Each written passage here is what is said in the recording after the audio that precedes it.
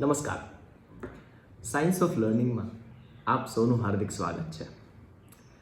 તમારી આસપાસ રહેલી શાળાઓ, ગાર્ડન કે પાર્કમાં એક નજર કરો. ત્યાં જે બાળકો રમી રહ્યા છે એને ધ્યાનથી જુઓ. બાળકો માટે જે રમવાના સાધનો મૂક્યા છે એને ઓબ્ઝર્વ કરો. તમને ખ્યાલ આવશે કે અત્યારે જે સાધનો છે એમાં મુખ્યત્વે બે છે: હિંચકાઓ છે અને લપસિયાઓ, એટલે કે લપસણી છે.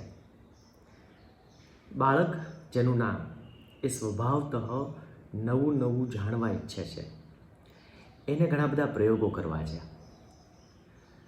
આવું એટલા માટે કરે છે કે હજુ એ દુનિયાને સમજી રહ્યું છે.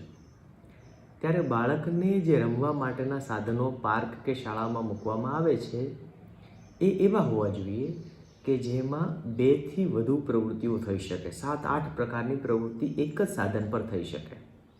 હવે હિંચકો છે એમાં વધીને આગળ ને પાછળ જઈ શકાય, કે લપસિયા જે છે એમાં સીડી પર ચડીને આમ આવી શકાય. આથી વિશેષ બહુ એમાં થતું નથી. જ્યારે આપણે એવા સાધનો મૂકીએ કે જેમાં અનેકવિધ પ્રવૃત્તિઓ થાય તો બાળકોને મજા તો આવે જ છે, પણ સાથે સાથે એનું વિચારવાનું થાય છે.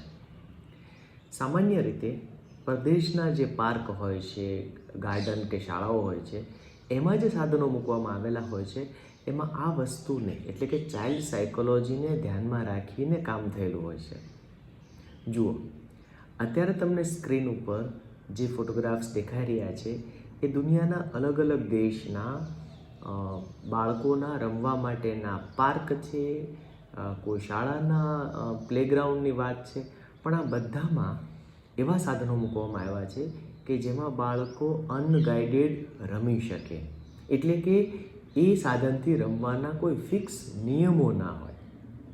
આવું એટલા માટે કરવું જોઈએ કારણ કે જે બાળક ઉછરી રહ્યું છે એની મોટર સ્કિલ્સ એટલે કે એની સાંવેદિક કેળવણી, એની ઇન્દ્રિયોની કેળવણી જે છે એ કરવા માટે થઈને બાળકે દોડવું પડે, કૂદવું પડે, માટીવાળા હાથ કરવા પડે, પાણી સાથે રમવું પડે, રમકડા સાથે રમવું પડે, મિત્રો સાથે રમવું પડે. આ બધું જ કરી શકે એવી મોકળાશ આપણે આપણા આ જે પાર્ક હોય, ગાર્ડન હોય કે શાળા હોય એમાં કરવું જ જોઈએ. નહીંતર શું થાય કે આ જે સાધનો મૂક્યા છે એમાં બાળકોને મજા તો આવે જ છે, પણ એટલું બધું વિચારવાનું નથી થતું જેટલું પહેલા પ્રકારના સાધનોમાં થાય છે. ખાસ કરીને શાળામાં પ્લેગ્રાઉન્ડમાં જે સાધનો મૂકવામાં આવ્યા છે એને વર્ષે 2 વર્ષે અપડેટ ના કરવા જોઈએ. અને આના માટે કંઈ બહુ ખર્ચ થાય છે એવું છે નહીં. શાળાના જ બાળકોને, શિક્ષકોને સાથે રાખીને જો એવા સાધનો વિશે વિચારવામાં આવે તો ઘણા બધા સાધનો માત્ર લાકડાની મદદથી બનાવી શકાય, અથવા તો દરિયાની રેતી લાવીને એની સાથે ઘણું બધું કામ કરી શકાય. બાળ કેળવણીમાં રસ ધરાવતા એવા શાળા સંચાલકો કે મ્યુનિસિપલ કોર્પોરેશન્સ કે નાના મોટા NGOમાં કામ કરતા ટ્રસ્ટીઓ સાથે મળીને આ દિશામાં કામ કરે તો આપણા દેશના ગાર્ડન પણ આપણા બાળકોના આનંદ, મનોરંજન સાથે કેળવણીના બહુ સરસ સ્ત્રોત બની શકે એમ છે.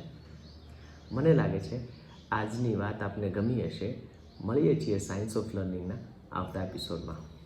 Thank you so much.